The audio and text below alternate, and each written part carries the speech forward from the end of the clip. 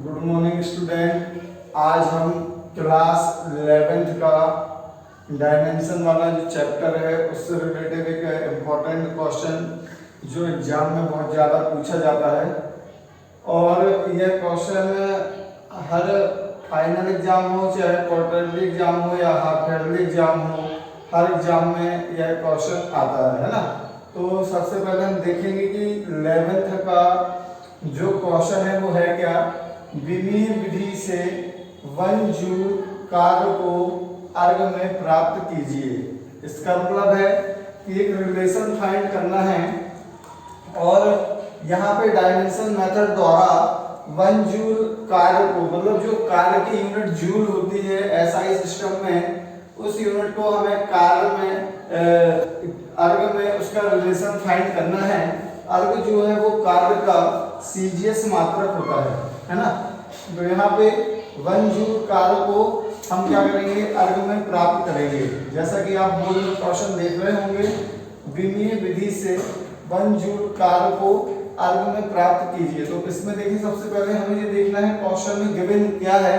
तो हमें N1 का मतलब यहाँ पे ये होता है कि एक पद्धति में उसका संख्यात्मक मान दिया गया है, वो क्या है 1, क्या है 1।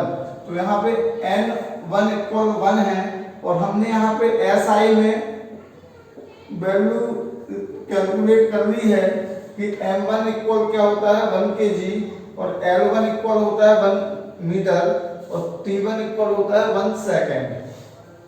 और सीजीएस सिस्टम में यहाँ पे हम देखेंगे, सीजीएस सिस्टम में जो वैल्यू कैलकुलेट की गई है, M2 की वैल्यू ली गई है 1 ग्राम और L2 की वैल्यू ली गई है 1 सेंटीमीटर।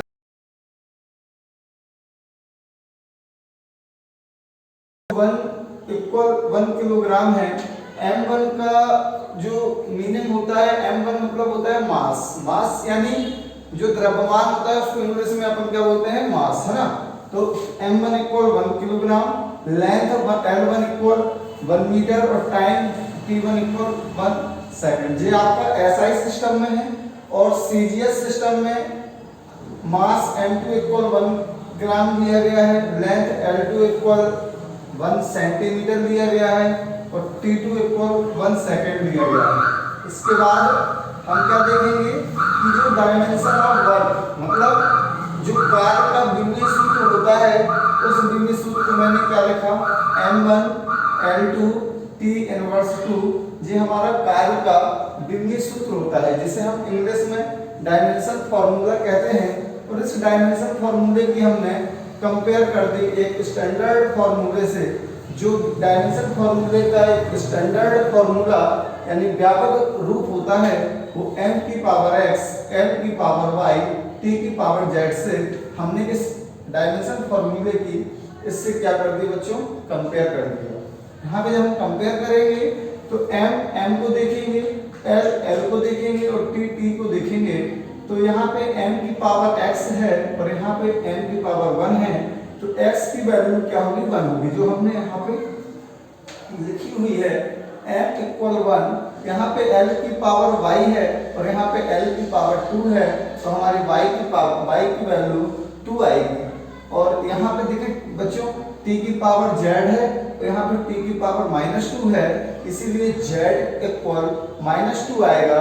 ये हमने कंपेयर कर लिया उनकी पावर का, मतलब जो डायमेंशन फार्मूला है उसका हमने स्टैंडर्ड फार्मूले से उसकी पावर का कंपेयर कर लिया, तो हमें x, y और z की वैल्यू कैलकुलेट हो गई। इसके बाद दोस्तों अब हम क्या करेंगे, फार्मूला अप्लाई करेंगे। फार्मूला क्या होता है, N2 equal N1 M1 upon M2 की power x, L1 upon L2 की power y, T1 upon T2 की पावर z। अब हम क्या करेंगे बच्चों, जो सारी वैल्यू जो हमने पहले निकाल रखी हैं उन वैल्यूओं को हम यथास्थान रख देंगे।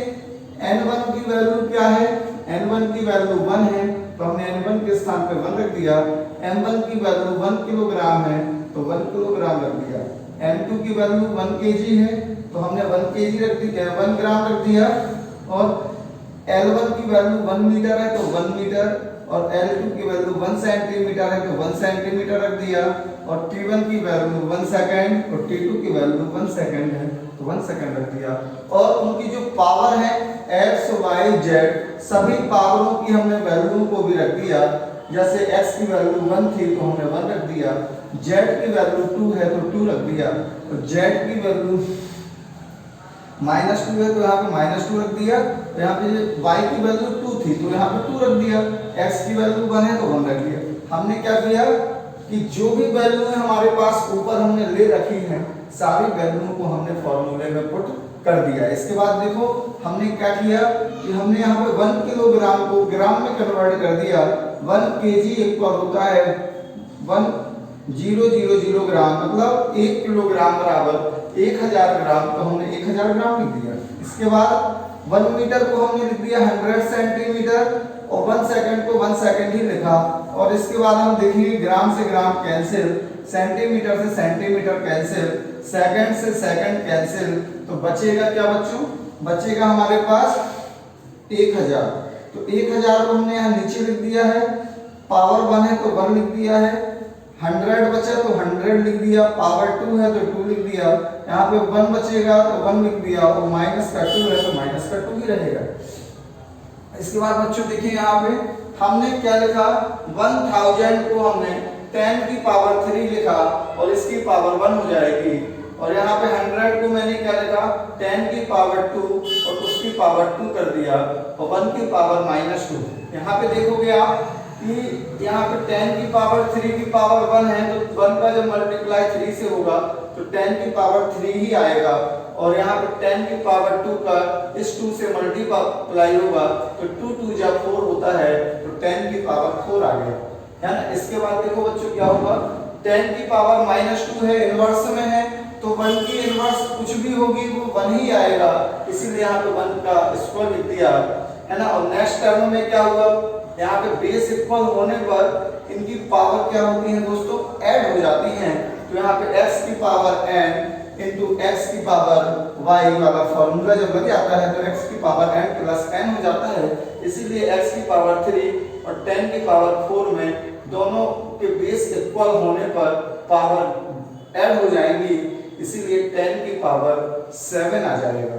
इसके बाद जो हमने यहाँ पे 10 की पावर जो 7 निकाल रखा है वो सीजीएस वैल्यू है, तो यहाँ पे जो 1 जूल दिया गया था वो एसआई वैल्यू थी वर्ग की, इसीलिए हमने लिख दिया अतः 1 जूल इक्वल 10 की पावर 7 वर्ग। इसका मतलब ये होता है एक रिलेशन है एसआई और सीजीएस में कि जो 1 जूल होता है उसकी वैल्यू 10 की पावर 7 अर्ग होती है।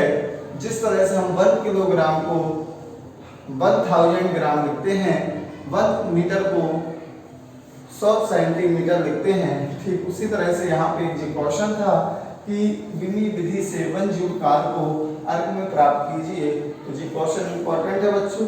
यदि आपको अच्छे से समझ में आया हो और यदि नहीं आया है तो एक बार वीडियो को और देखिएगा, पूरा वीडियो आप देखेंगे तो ध्यान से वीडियो समझ में आएगा, और अपने दोस्तों को यह वीडियो शेयर करिए ताकि उनको भी एग्जाम में हेल्प मिल सके। यदि वीडियो अच्छा लगा हो लाइक करिए, सब्सक्राइब करिए और अपने दोस्तों को भेजिए।